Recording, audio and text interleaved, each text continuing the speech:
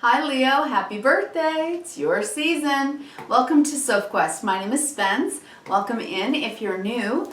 Welcome to the channel, and if you are a subscriber, welcome back. This is a weekly reading for August 2nd through the 8th. And the big news this week, at the end of the week, we are having that new moon in Leo, your new moon, Leo, and it is Lionsgate. Wow, is that an important and beautiful time for you? Okay, so what is Lionsgate? Well, the star Sirius, that is one of the brightest stars in the sky, is in alignment with the Earth and the Sun. It is considered an opening of energy, light activations in our DNA. It opens our third eye. It is a time of transmutation, and in many ways it helps in healing. Its lore goes back for thousands and thousands of years, from the transfiguration of Christ to the Egyptians, right? Because during Lionsgate, it is also when the pyramids of Giza are in alignment with Orion's belt. Very cool. And for anyone who loves astronomy, that's just too fun. All right, so it's a new moon for you, Leo, and we are going to use two cards that I think are perfect for it. In your new moon right now, we are between a sandwich of Aquarian, your opposite axis, and a sandwich of Aquarian energy. Aquarius, ruled by Uranus, is usually rebellion, innovation, new ways of doing things, shaking things up, change, surprises. So I pulled today the Sacred Rebels Oracle by Alana Fairchild, which I think is perfect for this time right now. We're also going to use the Fenestra Tarot by Kshatriya. All right, beautiful deck. So let's pull one for you today from the Sacred Rebels, and I'm going to read a little bit for you from the book. Whoa, there it is. Leo, popped right out. Come to life. I love this card. I love the picture on this card. She's painting color onto herself. And isn't that a perfect time, a perfect thing for you right now? This is your new moon and your time, and it's saying you paint yourself. Beautiful color, coming back to life, feeling like yourself again. So it's Leo season. Here we are with your new moon, and you can manifest at a new moon and start something that will really be something amazing for you. Something that's gonna, I think, bring more energy, right? Your fire, that's your element, brings more fire energy, which is will, drive, ambition, passion. So I think you're gonna get fired up. I think it's gonna help you feel more energetic and more inspired. Absolutely inspired to do something new that is relatively shock and awe, right? With Uranus and those two full moons in Aquarius, it's a big change, Leo. And whatever this change is, whether it's external in your life or internal, it's absolutely something that will develop you into becoming more of yourself and bring you back to life. I love that so much. Okay, we're going to read that in a minute. But first, settle in with me while I'm laying out your 9 cards from the Fenestra Tarot. All right? So settle in with me. Take a few deep cleansing breaths. Let's bring some oxygen into the brain. Right? Drop the cortisol, that stress hormone, bring that down. Bring up some serotonin and dopamine so we can think more clearly, a little more positively. Nice. Just pulled the Sun card for you. That is your major arcana card. This is amazing. Wow. 5 major arcana for you out of 10. The 9 on the table and the bottom of the deck. So big change. And major arcana means the things that are happening in our outer world that are big. It's what the universe is doing, right? And all the minor arcana cards in the tarot are what we are doing. So I'm seeing a measure of both here, and I think that that's what you're doing. You're co-creating a new way of being you right now in this new moon, Leo. So, you know, it's somebody's birthday, I wonder who. It's someone right there in the room with you, smiling and laughing and waving you. It's somebody's birthday, my goodness, it's you. That's my birthday song, Leo. Just for you. All right. 43, let's look at Come to Life, Leo. Come to life, I love it. This is really about challenging yourself as well, because you know, it's you know, we paint ourselves into a corner very often, don't we, in life? It's like we come into our own personality, our own identity, and then we forget to maybe change it up sometimes, right? And redefine ourselves. And I think this is an auspicious time for you to change something and achieve something new, something innovative and completely different than you've done before, maybe. It says, come to life. You are the most sacred of all sacred artworks. You're bringing yourself to life now, and this is how it must be. Of course, something being essential doesn't mean it will always be easy. It's usually not. You must support yourself and have courage during this process. Your monkey mind is not to run the show. It might have a lot to say, and at times it seems very convincing, but it is not the one in charge. Your mind can inspire you with ideas. However, it's the real you that speaks through your rebellious, sacred heart. And we're in Leo season all about your sacred heart.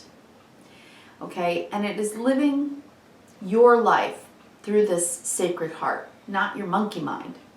The mind is not much more than a swirling cacophony of habitual reactions. Oh, I like that description. A swirling cacophony of habitual reactions, right? It's kind of our programming, right? We're raised, this is right and this is wrong, this is black, this is white, this is good, this is bad, and it can really be very limiting. And every generation, the future, which is ruled by Aquarius, you know, the youth usually comes up in their generation and makes change. And we evolve that way, don't we? We do progress. All right. Beneath habitual thoughts, there is a deep, sensual, creative, and energetic awakening that is happening to you. It is so far beyond what the mind is now capable of controlling. Others might not like it because it shakes things up. Coming to life tends to do that. However, it's happening now, and the only real choice you have to make is how do you deal with it? Okay, Leo. Coming to life means feeling. It means bringing joy, but it could equally bring sadness, rage, or fear, right? Depending on where you are in your head. It could bring all of these and more. Feelings will come and go swiftly when allowed to flow. You may need to paint, write, sing, dance, and allow your feelings to help your energy just flow. Yeah. So don't hold back. Create the space for yourself to do this. In this process, you're uncovering the artistry of the universal creator. You are honoring the sacredness of life by exploring it without restraint, and that includes the flow of your feelings. You don't have to do anything with them other than express them.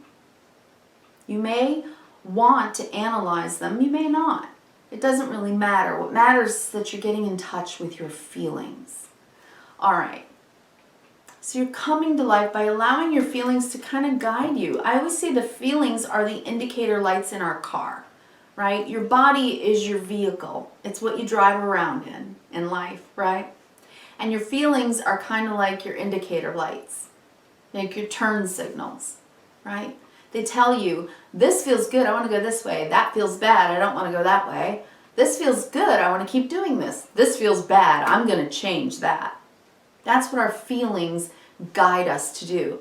Our emotions, energy in motion, is what we do with our feelings, right, Leo? So I think that might be what we're talking about right now for you during the new moon. This is a new beginning for you.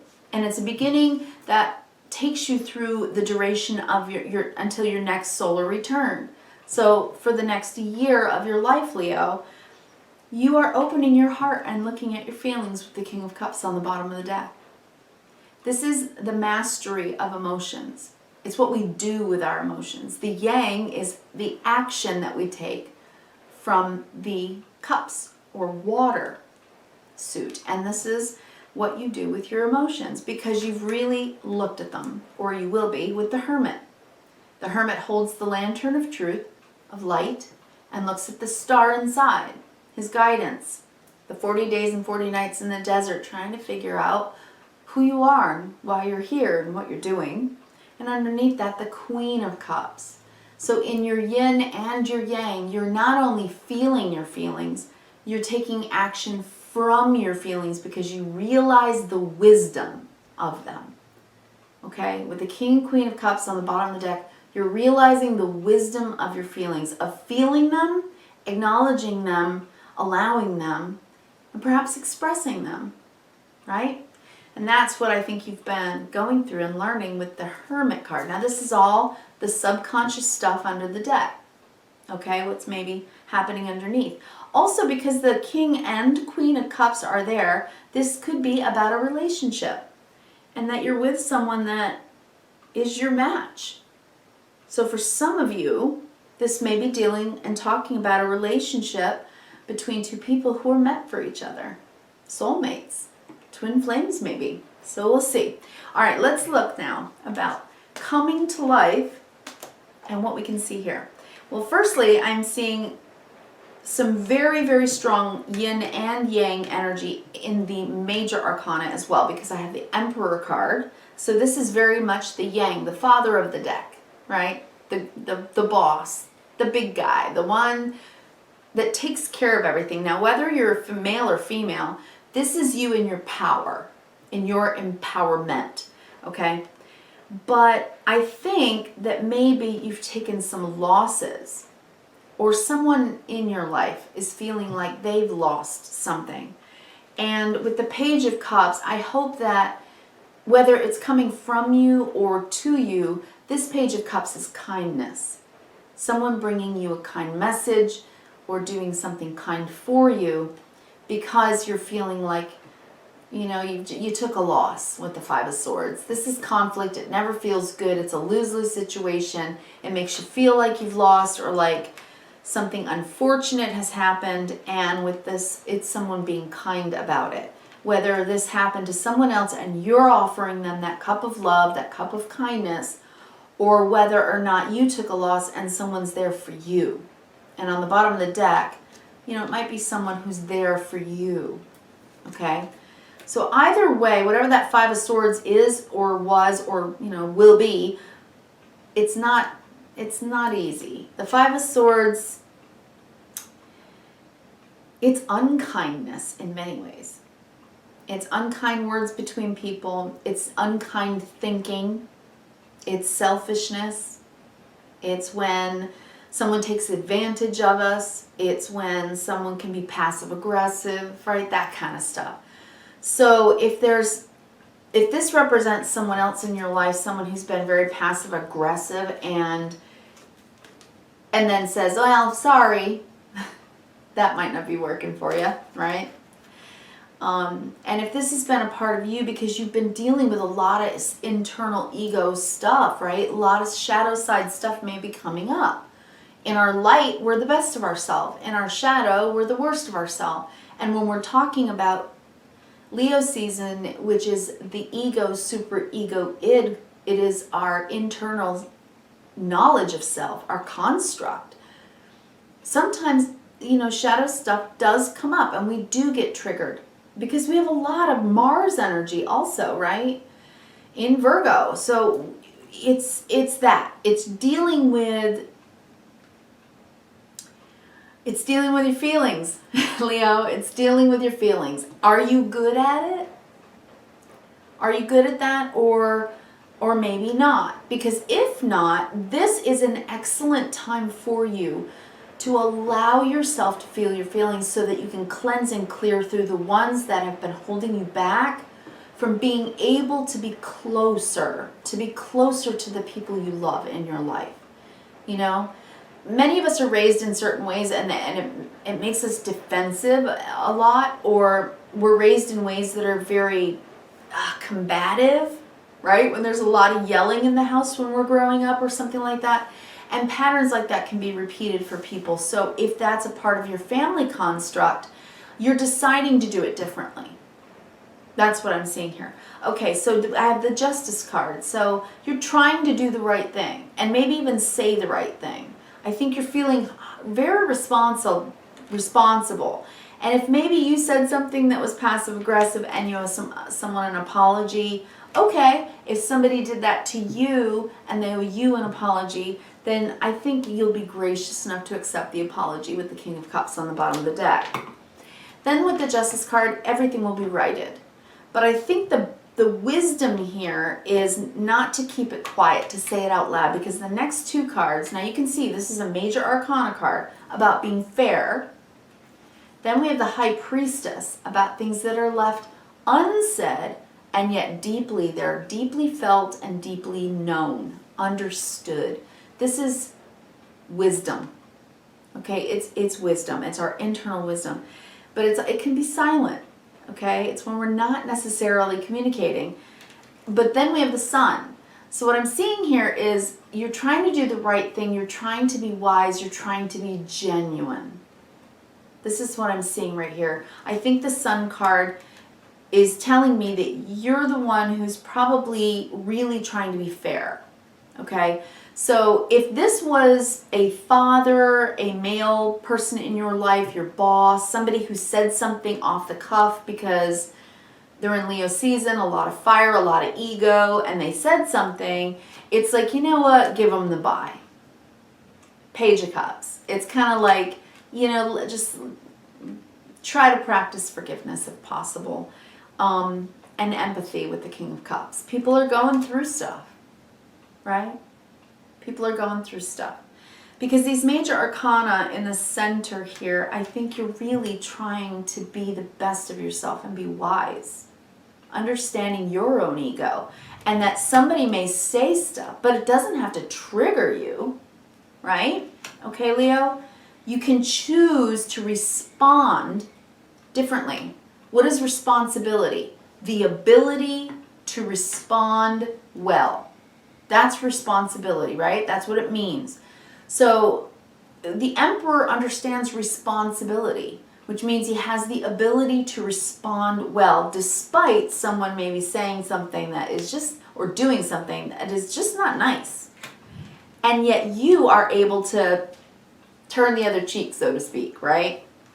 Then on the bottom I have the Seven of Pentacles, and this is when we're assessing a situation. Like we see how much effort we've put in. You've tried, you've tried, you've tried. You've tried to see it from another perspective. That's what I'm seeing here. You've made the effort to see it from a different perspective, to give someone, to give them the bye, right? To just let it slide, to just have empathy, and even if they're not nice, for you to be nice. Queen of Pentacles, caring, taking care of business no matter what. Okay, so let's go down the vertical. Emperor, Justice. You want to do the right thing. You want to be responsible. These are major arcana. This is an important thing right now. Whatever this is about, it is an important thing for you in your life right now. You're looking at it. You're assessing it. You said, oh, I've made so much effort. I'm trying to do the right thing. I'm trying to be wise. Okay. Somebody was not nice, right? But deep down in your inner High Priestess, you understand because you have wisdom about it. So you know, it's like you have insight about someone else's bad behavior, let's say. You get it with this Hanged Man. This is the yin and the yang energy of wisdom. So you have a better way to respond, right? The ability to respond in a way that's a little bit more fair and more just, and most definitely more wise, right? You don't want to react. You want to respond in a way that builds the bridge instead of burning the bridge, whatever this is about. So Page of Cups, an apology perhaps. You know what? Come on, dude. Can we just talk about this? Because honestly, it's not a big deal, right? It's like that. It's like, how do you take care of it with the Queen of Earth? How do you nurture the relationship? By either apologizing or allowing for apology, right? Having the graciousness to accept the apology if there's an apology. And just being happy, but just, you know, just letting it just burn away into the atmosphere. It's like, transmute that energy, is what I'm saying. That's how you can respond, right? Because you're trying to be responsible, like you've really looked at it. Coming to life for you, I think, is about understanding with this new awareness of yourself that you don't have to get triggered by other people who don't say or do nice things. Okay? That doesn't have to trigger your ego traps. Okay? We all have ego traps. This come to life is about painting yourself into a different way of being.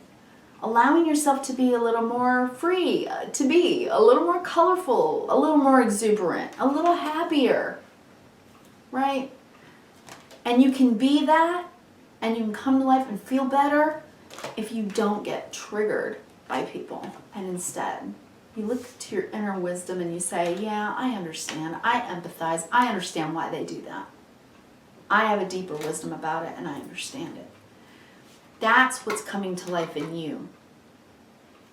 Through your deep dive into your ego, into your Leo Sun Solar Self, into what you understand about self, your deep dive is bringing a new layer to your inner world, your inner self, your empathy. That's what's coming to life. Okay, wow, Leo, that is huge. I want to wish you happy birthday again. I wish you kindness, reverence, and gratitude. Thanks for stopping by the channel. If you're interested in listening to like your rising, your moon sign, your Venus, whatever, you can go to my weekly readings playlist. There's probably a little information dot up here somewhere on the screen. And also, you can check out your other readings. Thanks so much for coming by, and I'll be here next week for you right here.